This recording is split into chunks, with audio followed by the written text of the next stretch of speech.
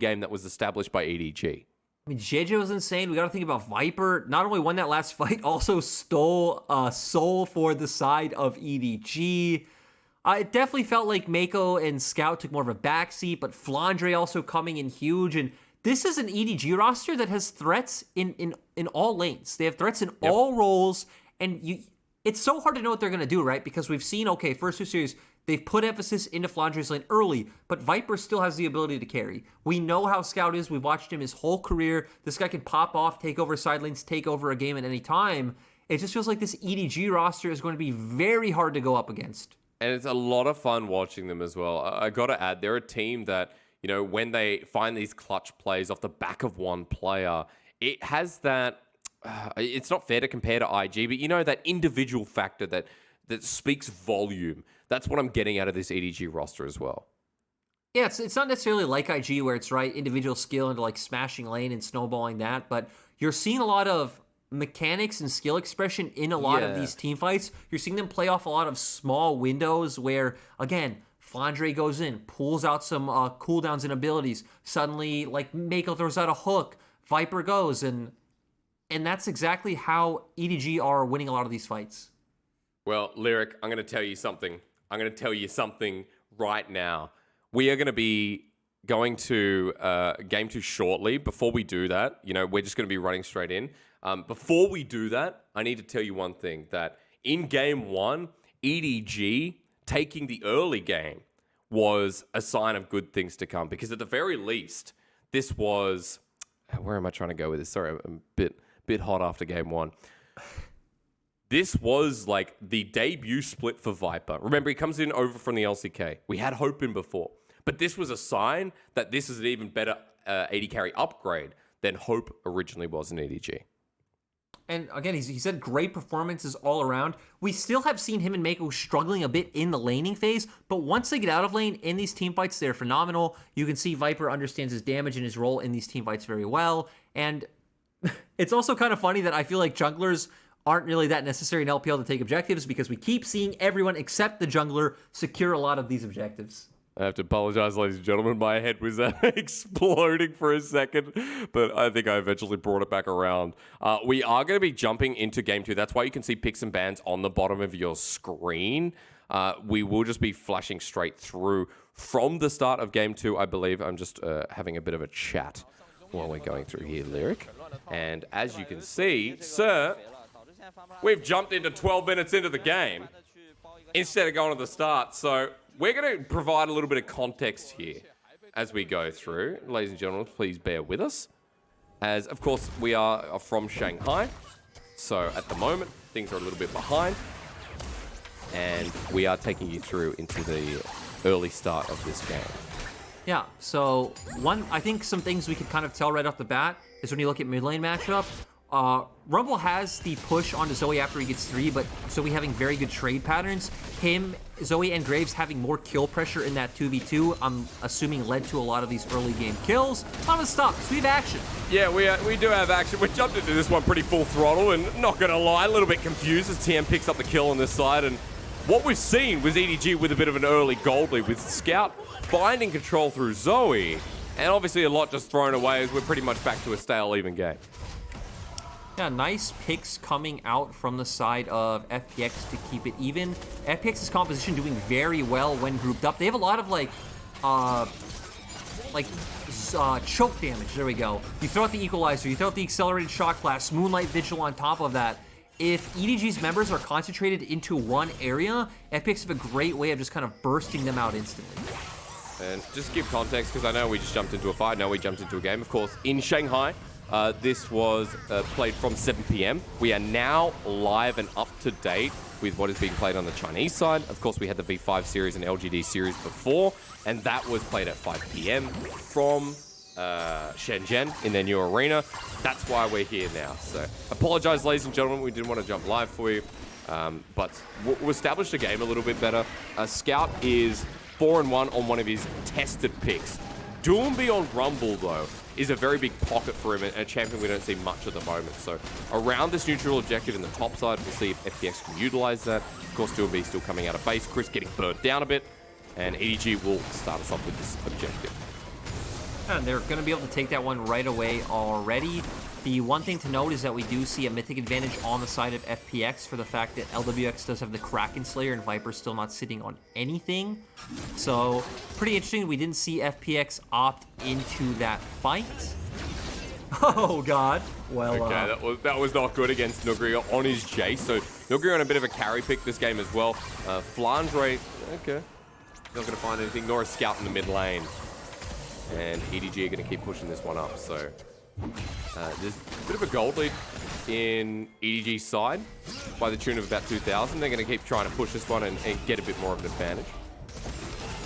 Yeah, and EDG definitely running a bit more of a 4-1 comp. You're going to have Nar kind of splitting to the side lane with this 4-man unit. The Zoe not really feeling comfortable going into a side lane. Obviously just going to go and catch these waves when she's needed. For FPX, Nuguri can pressure a side lane, but I still think their comp definitely feels a lot more comfortable when they can throw out those abilities like we talked about, potentially fighting in certain choke points. So I think we should expect to typically see them try to group up a bit more, bringing Nuguri to the team. Yeah, Nuguri with the Eclipse as well, going to do a lot in this choke. You know, Zoe going to be very susceptible to something like that as well. Across the board, we are getting to the point of the game with Mythics, and you know, now that we're live and up to date, we've got Viper, who is pretty close towards his first item as well, but second getting built up here for Scout. So we'll see what that ends up being. Maybe something like the Horizon Focus, which has been very popular for Zoe's as a second item choice. And another champion to highlight is the fact that Graves did go for the Immortal Shield Bow, of course. Everyone highlighting it as the Negan build. I think LS was the one who started that. And True. The differentiator when you want to go for a Immortal Shield Bow compared to Gale Force, I feel like, is Nuguri. Close call here. But EDG still poking in the river. 15 seconds, Luke. Maybe you have a bit more time to tell me. I feel like with the posturing, we should hold on the Graves point because EDG are looking for something. And the Paddle Star connecting after the Trouble Bubble is a no onto Crisp as EDG get forced out. Equalizer layers down. Scout is in a corner. Undertow's not going to connect to him. Mako has to burn his ultimate as well. FPX get priority in the river, and Flandre's running out of Mega now. So for EDG, this is probably not the fight. But still, FPX, you don't have Equalizer on the side of Duimbi. I feel like that is a massive cooldown for FPX. And it's secured by Tien. Into the back, though. Mako goes in anyway, and for EDG, they're sacrificing quite a lot. Tien picks up the kill, and EDG still not deciding to back away. But Viper takes a huge chunk, and out they go. Yeah, I think that was a bit of a weird, like, kind of posture coming out from EDG. You have Flandre TP back in, but on a flank as Mininar, and you have Mako go in right away, when I feel like theoretically you should just be layering your poke with the Zoe, maybe having JJ posture a bit more aggressively forward since he is on the Graves, also has the E. Like, there's a bit more safety there. You don't need to full commit with Mako and bring a Mininar in on the back end. Mininar, who is going to go into Mega once again. And after that, you know, we are heading towards another Infernal Drake in this second game. If anyone's just tuning in, of course, we just have jumped to live here in this second game. This is LWX close to that Trouble Bubble. Scout not able to land, but huge part of the pick potential that we've seen from EDG. And EDG now just going to use the control of mid lane that they have because, again, Scout is still extremely strong to try to control the top side of River. Zoe does excel in a lot of these circumstances, but Viper is not here. LWX is already mid. Well, Flandre's pushing down the bottom turret, and he's just going to take that by himself. As Scout's going to set up once again. Okay, Tien at half health, and down he goes. Well, Flandre eventually gets a turret.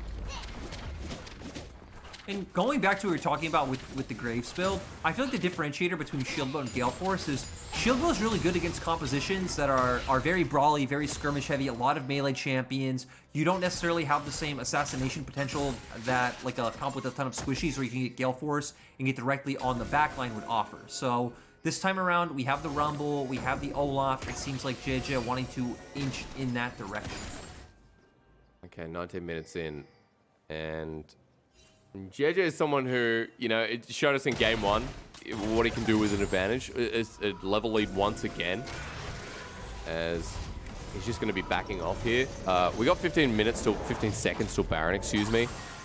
And yeah, I don't know, Lyric. I'm catapulted into this game very unexpectedly. I can tell you're a bit thrown for sorts, good sir. I'm bloody thrown. I am thrown, but you know, I just trying to get my grasp on this game and grasp on, you know, a bit more of these conditions, right? It's exciting to see Doumbé on his Rumble once again. See him going for the Zhonya's second is interesting, considering biggest threat right now is Scout. Who might be called out, actually. Scout running against the wall. Might have to burn his real flashes. Equalizer comes down. He goes golden just in time. The rest of EDG here to support as Maker might sacrifice his life. Unbreakable Will with the Ragnarok. And Viper cleans up the kill. EDG with a quick one in front of Baron. Might be set up to steal away the objective. All of EDG are here. We do see Nuguri in the bottom lane, so at the very least, they can try to force out Nuguri's flash. Not flash, teleport, I'm sorry. That's all right. Hey, maybe both, right, as he comes on in. First, the teleport, though, is going to be channeled. Nuguri's there. Scout poking down once again onto Doumbé, and FPX are split up. 3,000 on the Baron. Still hitting it down. Though, into the wall from Flandre. Doesn't exist. Flash against the wall. It is secured by Jeja, but EDG backs against the pit, while LWX starts poking down with Nuguri. Firing the snipe onto Viper. Baron back in the pit from Flandre won't come through. The cheeky man will die as well, and Baron is the sacrifice here, as EDG are getting wiped with 3. FPX doing a nice job with the response. They're able to TP back into the play. They have all their cooldowns available as stopwatch used by Doumbé. I guess a bit of a fat finger coming out. Maybe, or maybe just the confidence knowing that they have everything from this. Nuguri with the poke again, almost kills Jeja and Mako, the 2-for-1 special. And FPX gonna get mid lane turret, and the gold thickens to about 1,500. Gold is still going to be pretty close to even when all is said and done on both sides. The real important thing to look out for is the Strake, but we will get the replay. EDG secure the Baron, but they're all chunked so low. We do see a nice accelerated shot class coming out from Nuguri. They're split up. Mako can't really do anything. Flandre's about to lose Mega and is already a quarter HP. So this was just real easy pickings for FPX after that Baron play coming out from EDG. It is a big play as well, because, you know, that Baron play is going to be nullified. We've got EDG who have this, you know, this comp where Scout's playing through an elongated mid lane. But more importantly, where they have the Kai'Sa, who was feeling pretty good up against LWX, but now pretty much half an item behind. So FPX tempering the aggression that EDG were going to bring out as we're setting up for the next Dragon. And we just saw the equalizer come up, so again, we need to see EDG not clump too close together. They're already pulling this out, so going to attempt for the 50-50. At the end of the line there, Tien walking in, Smite comes down and secured. EDG have the Infernal. Now for the escape. Nuguri's off to the wing, wants the Shock Blast. Tien has to use the Ragnarok, and EDG are pacing forward. Mako with a good dodge of the Death Sentence, while Flandre's over the wall. They found Nuguri. He's against the wall, and he stepped way too far into enemy vision. EDG with a shutdown. Clean plays coming out all around. EDG feel confident with the 50-50 because Jeja is 2 levels up, so of course the Smite does deal more damage. The zoning comes out from Flandre, ends up punishing Nuguri, who tries to catch back up with his team by walking through. Flandre gets Mega, hits the ultimate, and Viper jumps in to help secure that kill. Definitely feeling good for the side of EDG still. They still have Baron. They have like a pretty good siege composition coming in with this Zoe. So hopefully can try and secure 1 or 2 more towers. But we continuously see Doumbé's ultimate coming up pretty fast. And all of EDG's comp needs to feel under threat anytime that is. They can't walk too far forward. They can't, like Flandre here. Undertow gonna connect. He doesn't have the Mega Knight to disengage. He already used the ultimate too. Equalizer down. A couple of ultis actually. At the ready, Flandre will survive, helped by Scout, and away he walks. Yeah, also interesting to note that we do see that Doumbé went for the Night Harvester, which obviously feels pretty good on Rumble for the movement speed especially, but also gives more upfront burst than, you know, any of the other potential mythics he can go. Typically would be something along the lines of a Riftmaker, which is a lot more about sustained combat, like getting in the middle of the fight, healing up with your Flame Spitter, so he's a lot more about that one punch, just trying to get any members of EDG low by dropping that ultimate. Ooh.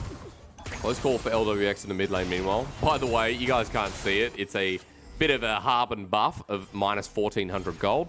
That's for Baron because of what happened for EDG. So props to FPX for finding the picks off the back end of it. As how we playing out these lanes now that there's no Baron, now that we're kind of in between Dragons, Lyric, what happens in the interim? For FPX, it's going to continue to be the same thing, right? You're going to kind of push out your sides, but I still feel like you want to group up as a 5-man core. Nuggery does feel a bit of safety to sit in the side lane, but with the fact that Flandre has picked up the Stride Breaker, does have more all-in potential. Once he gets Mega, Nuggery would feel a lot of threat. So FPX are more of the 5-man core. EDG are the team who could play out with the 1-4, with the Gnar pushing out the side lane, and then looking to group up with the team. And then again, the name of the game is so easy for FPX. It's like, do we hit these ultimates? Do we land enough AoE so we can follow up on the fight? And for the side of EDG, I feel like it's, can we bait out or kite out those initial abilities and then look for the re-engage with Mako like we saw topside? He's got the Shirelli's Embrace. This is an item you don't often see. You normally see the Hextech Chem Tank. We are seeing a lot more of it since the buff, though. True. Very, very true. So a little bit more versatility in what you can pick up as that Mythic. As across the board, we're actually towards the 3-item point, and we are a minute 45 towards the next dragon. So for EDG, they can go and threaten the dragon, or we could see the timer link up with Baron, and it could be 1 apiece for either team. I definitely don't think the trade suits either side. Like taking Baron doesn't necessarily do too much. If FPX did opt into the trade, EDG actually don't have the greatest wave clear. Zoe not just good at like hitting minions under turret, right? You got to throw in a few abilities to do that, but still, we're on the verge of Infernal Souls Hysterics. There are no Baron for Dragon trades happening today. No, there are not. No, there are not. You've got such a strong soul. And when you talk about the wombos from the, from FPX landing, don't worry about that, chat. We're good. When you talk about FPX wombos landing, I mean, Infernal Soul feels really nice. Both teams, of course, with the Zoe. It feels like I say that about a lot of souls, if not all. you do. You do say that about all of them. I find the optimism for a lot of these souls. Oh, maybe FPX do just want to go straight for this Baron. Okay. They have the Aphelios guns they need. True, and it's going down really, really fast. EDG going to get here in time. Gnar teleporting. He has no Gnar bar at 6,000. FPX turning for the engage instead. Chris lands the hook as Mako gets to half health. Poke comes down, and Flandre, again, no Gnar bar. But FPX is still going to pull away and stop. FPX showing a lot more respect than I expected them to. Again, I think the fact that EDG do have a really good composition at kind of like turning and starting fights. Mako hadn't blown his ultimate yet, making them feel a bit under threat. But Scout didn't have any mana. So that could have potentially been a situation FPX won. Also, maybe the fact that Aphelios also lost the Severum and is back on the Calibrum could make it so that they went in this direction. Well, at least getting the dragon here to lead the soul point is going to feel pretty good. 3 items here on Aphelios too. So dragon goes down, and I don't know what happened mid. Bilby had to flash. So bit of a pick here from Viper and Flandre. Yeah, that is a good question, considering neither of them have any real CC to lock it down. I have a gut instinct we're going to get a replay of that, but now we see EDG transferring their pressure up to top side, just going to clear out some vision. I don't necessarily expect them to outright start this, but what do I know? I am wrong all the time. Hey, don't worry, you'll meet both, brother. Let's find out. EDG, are they bumpkins or are they going to smash it down? Here comes the equalizer from Flandre. He's just gone. Ragnarok out of there. See ya, mate. As FPX now know that they can threaten this as well. I can say that is why I didn't expect EDG to look for that play. A bit questionable. They weren't even all together if they did want to really look for the turn. We saw Scout trying to play angles with Zoe kind of as you should. Laundry going a bit too far forward. Not quite sure where Mako was in that engage. And we're seeing Doinby on a signature champion doing some Doinby things. Yes, we do. You know, the equalizer's been pretty good. Forcing out summoners, forcing out stopwatch. You know, broken stopwatch is pretty much only on Scout. I take it back. But at the very least, gold even. And no Baron, but FPX still getting towards this 4-5 item point. This Infernal Soul in 3 minutes 30 with a lot of comfortability. We also do see the Void Staff completed for Doinby, which is really nice. Obviously, much cheaper item. The fact that we do see JJ with the Bloodthirster is going to be quite funny. Anytime he gets... Ooh. Equalizer. Scout, remember, has the broken stopwatch. Flash forward, everyone goes. Mako has to use the Unbreakable Will, and EDG are out of there. FPX doing the same, but they've taken a bit of health bars, and they can threaten Baron again. They can set this one up. Like, it's funny that they're up against a Zoe, but their comp offers more poke and more non-committal damage, right? One accelerated shock blast, one equalizer, you can just walk away. You just did half of, you know, certain people's HP on the team. It's great to see, and again, it's a comp we don't typically see here in the LPL these days. That's true. I mean, it's one only FPX could maybe pull off, and maybe is the keyword, because right now it's FPX who have to turn the engage onto Flandre, who runs away. The shock blast onto Viper. That's half of his health bar, a crucial carry hit, and FPX have found some good damage, but nothing done with it as Nuguri. What are you doing on the blast cone? Like a man or a child on the playground. He has been relegated to the sandpit.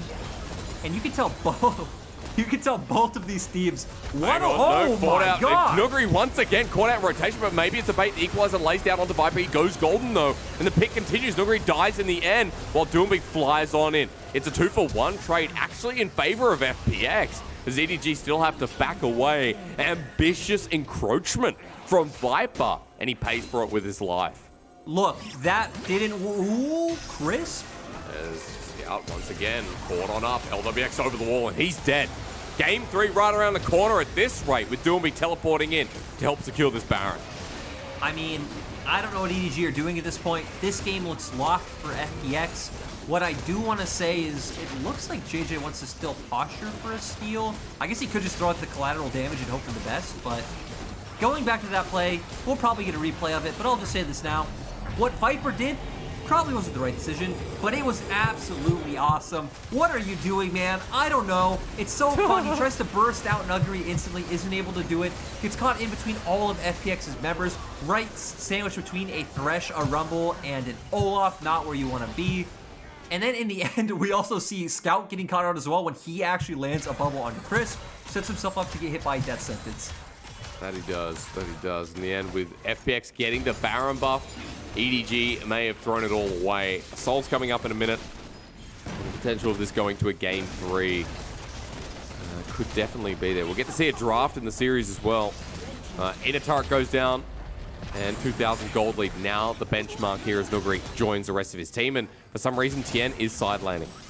I think it's pretty smart. You don't necessarily need to be too afraid of EDG engaging on you at this point. Get the bottom lane pulled up, you're going to turn to bot, and then when Dragon's up in 30 seconds, FPX will be the team to go on Baron first. And I think the second EDG try to walk through a choke point, you throw in Discolorated Shock Blast and an Equalizer, and then EDG need to concede Dragon's Soul. Nuguri down with the Edge of Night. His shield disappears for the second. Tien, with the smart wave you talked about, brings up to the inner turret. Baron, now the power play at... I'm not too sure. I'm going to move my little cursor. 2,400. As I finally got to see an FPX. They're not stopping here. Look at EDG's position, Lyric. This is like Viper's Engage. Get this is back questionable, to the but base. awesome. EDG just going to lose the game. The box is down. FPX is a 5-man group with Baron. Are they going to continue? Well, Dragon's being taken. I think FPX realized this. They're like, where's JJ? Dragon's gone down. 2-man grabbing him with the Infernal. You've just got everything in front of you. EDG are getting ticked, and the boom about to come as Viper now getting hit by Baron minions. Scout runs forward. Last Nexus turret remaining. Bear Nexus there as Graves finally joins in. EDG have managed to defend, but FPX, they've got a Bear Nexus, and EDG are trying to chase them down. Look, I wanted Engage to come out hysterics. EDG have been doing a lot of questionable things all day. They've been extremely decisive. I want them to go in, but they don't care what I want. They're going to back off. Really interesting play from FPX. The more efficient play would have probably just been to take the Dragon Soul and definitely be able to take every team fight going forward. They do go for the gamble and bet that, hey, EDG are going to need to make this play for the Dragon. It almost pays off, so I definitely don't fault FPX for it at all. It was very creative on their end. And they're still going to have Baron. They're going to back off. They're still in a gold lead. But once again, we are on a timer. Yes, we are. We're on a big fat timer where Infernal could still change the game despite having a Bear Nexus. Control ward placed in the EDG base because they want to make sure there's no TP wards available for someone like Nuguri or Doomby to try and end the game. But FPX could channel as a group and try and find that pick. Look at the ward. Lyric, wards end games, and you know what? It could destroy the jungler of EDG. JJ stuck in the box, and that could be all she wrote. Yeah, we just saw them use a ton of ultimates, but still, you have the Moonlight Vigil for FPX. You have a numbers advantage. This feels like FPX's time to push through. Okay, numbers advantage. 35 seconds just about.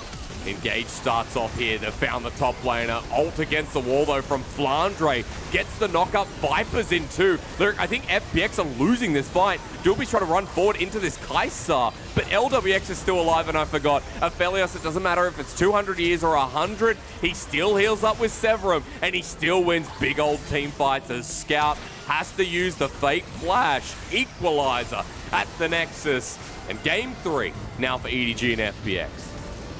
We have a lot of good news today, Sirks. A lot of good news. First of all, we're caught up with the series live. 2, this is an actual series. We're going to 3 games. And last but not least, the most important thing, we're getting some crazy choices. I'm being left speechless multiple times. And again, both teams showing up. Nice mechanical skill, interesting team fighting.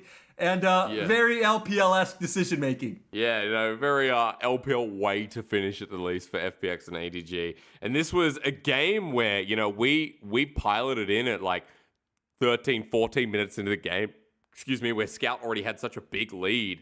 But the way it ended was, very much the narrative of this series, right? We got into the explosive fight, and it